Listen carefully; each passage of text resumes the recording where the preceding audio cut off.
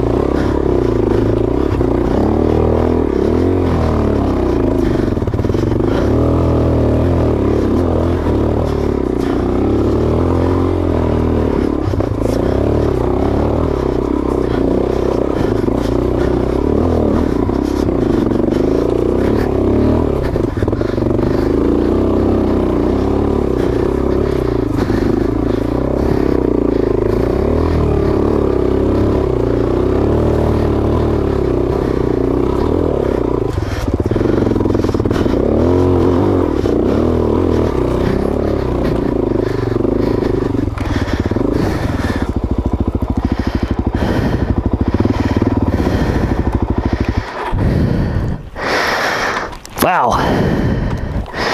Sending it. All right. We'll go a little further. Cool off, take a water break.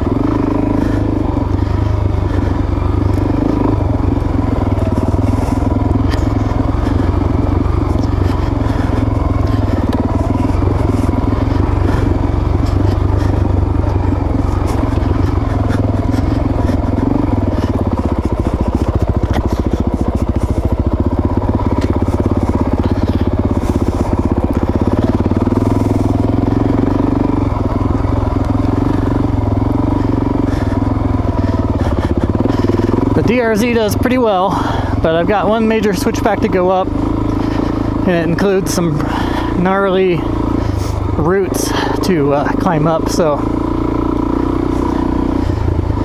we'll have to kind of send it up that a little bit. See if we can do a rock flop or a bushwhack, a bushwhack.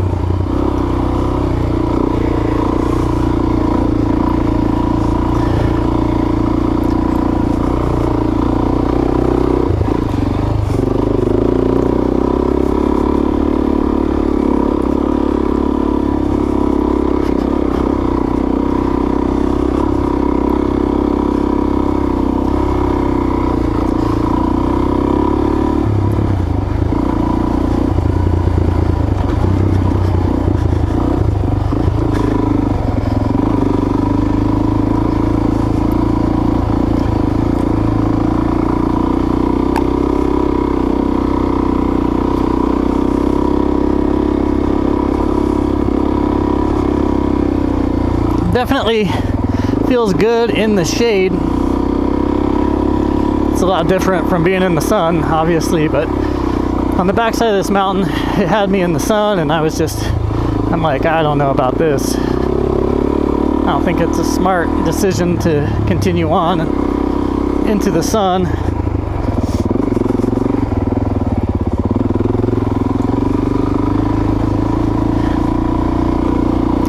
Looks like that four-wheeler trail is probably a way out of here. If I need it to be. But I'd rather go this way. I'm fairly confident I can do all this stuff without too many problems.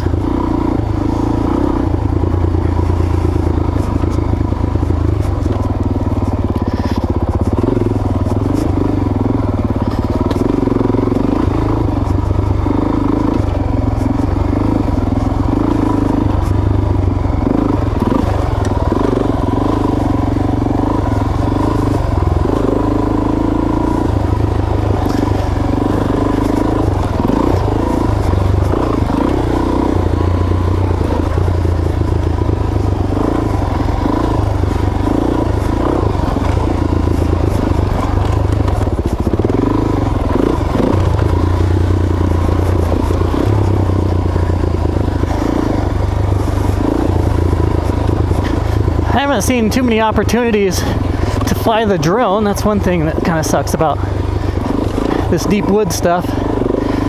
The drone doesn't really see you very often.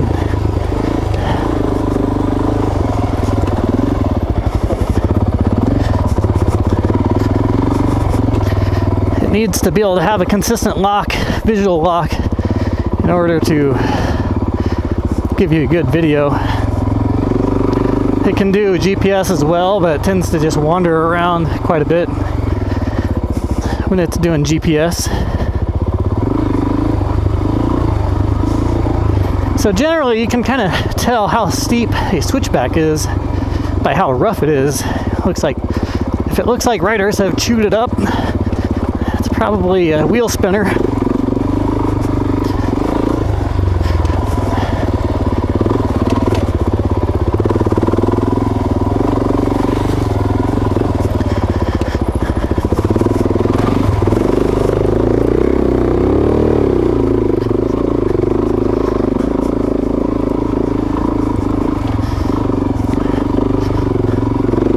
Utilizing the clutch a little bit, trying to stay off of it, but because I know it's coming, and in order to get through this stuff, I'm gonna have to use up the clutch, what's left of it.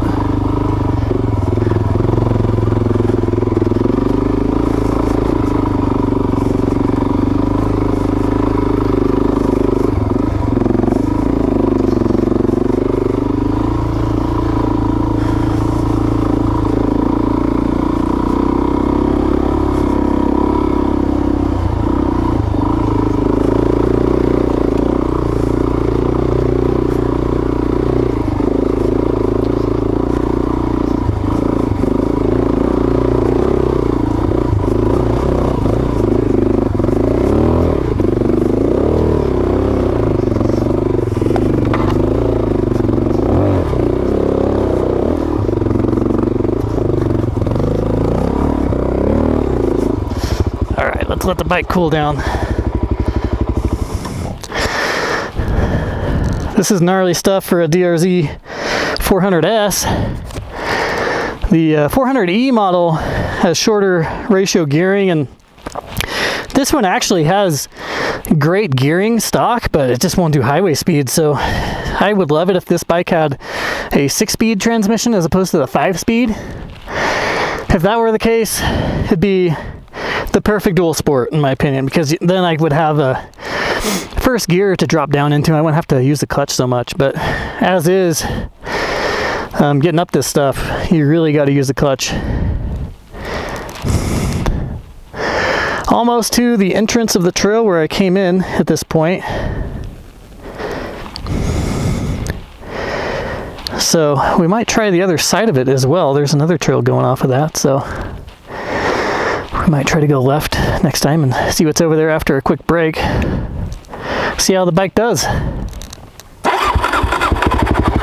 See how I do too.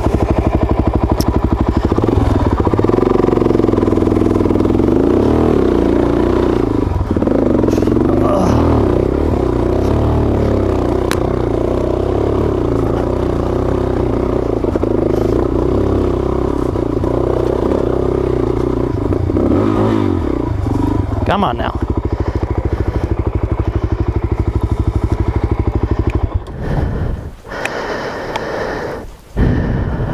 If it'd quit popping and sputtering, that would be great. That way I could get some momentum going.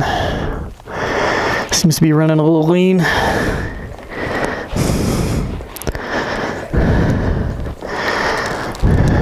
All right. Probably shouldn't go this early, but I'm ready to get over this last obstacle here. See if I can anyway.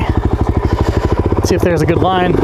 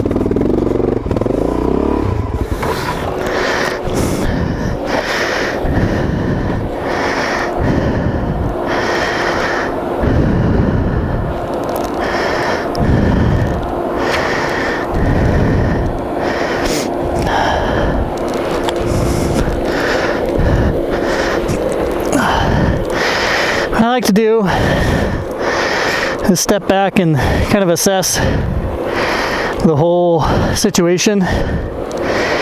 This was way too gnarly to get over with this particular bike. May have been able to gas it over the top of all this had it been healthy or running healthy, but as a good alternative, I think I can pivot around. What helps with me to do this is to load the suspension and catch the energy coming up and keep it in gear. That way you have a constant force against the rear tire spinning backwards.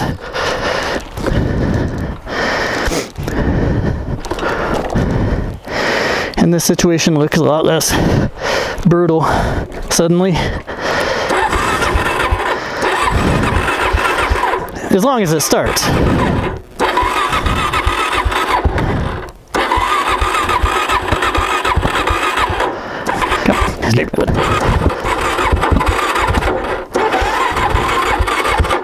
No, come on.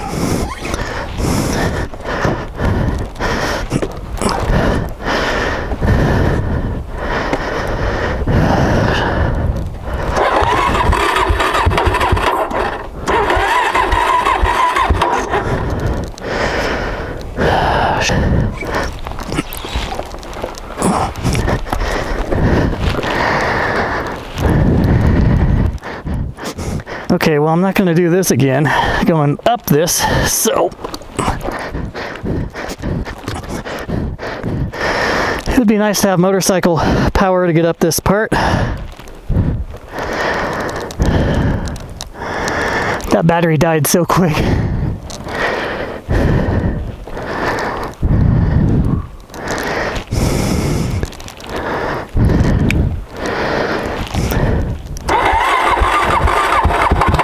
Come on, you.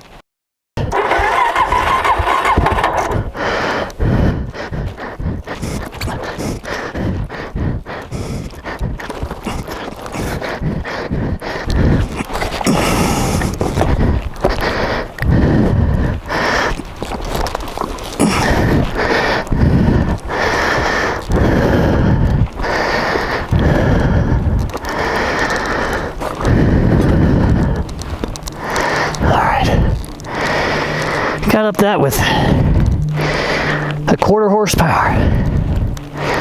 All right, come on.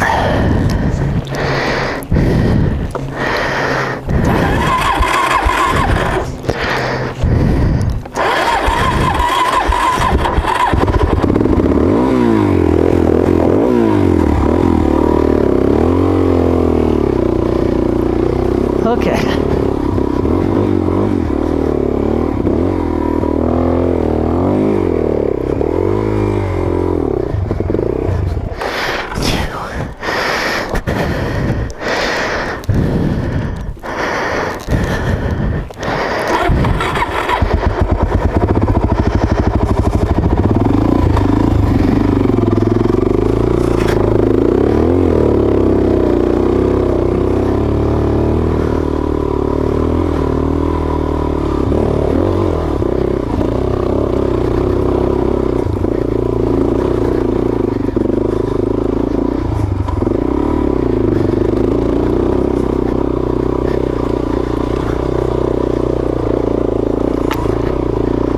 Alright, it acted like the battery was dying on me early, but it was not the case.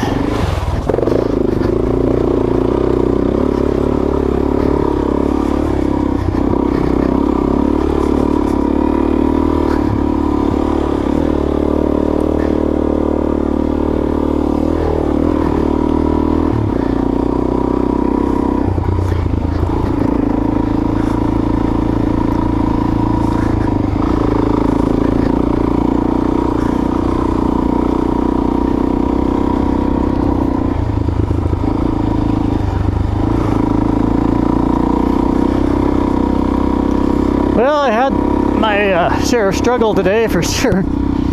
Definitely preferable to take a regular enduro. All things considered, this bike would have done great up that had it not been having issues with running. Then I will have to address that. I don't know what's going on with it, but I think I may have gotten something in the carburetor. I don't know, I'm not sure. Could have been just getting too hot to run.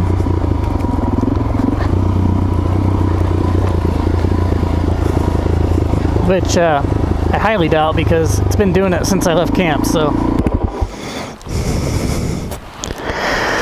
Alright guys, thanks for joining that almost epically failed adventure. But I'll catch you on the next one. Peace.